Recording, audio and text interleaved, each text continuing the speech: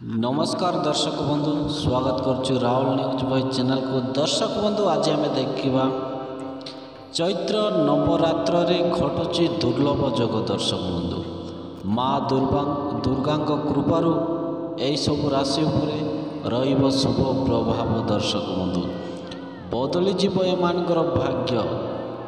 सनातन धर्म रे चैत्र नवरात्रि अत्यंत स्वतंत्र। दर्शक बंधु आसतु दर्शक बंधु वीडियोटी स्टार्ट करवा।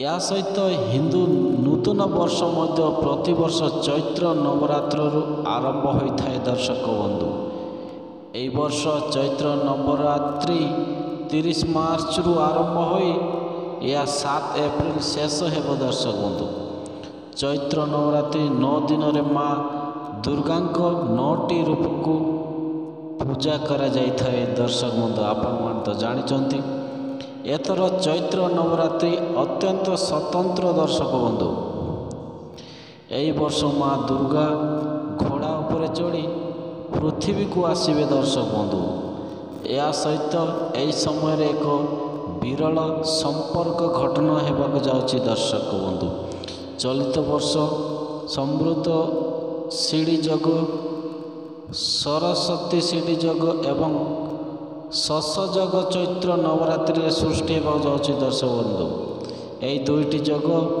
प्रति मूर्ति नवरात्रि उपरे 30 वर्ष पर तैयारी करा जायछि। दर्शक बंधु यही क्रम आसतु जानिबा केउं राशि पई एक भल दिन आरंभ होगा जाऊँगी। दर्शक बंधु मेष राशि तुमर समस्त कार्य तुम्हें सफलता पाइब। माता दुर्गा अनुग्रह रे आर्थिक लाभ हेब। दर्शक बंधु नूतन कार्य आरंभ करिवो आपण रोजगार सफलता पाइबे। दर्शक बंधु मेष राशि मानक पाई।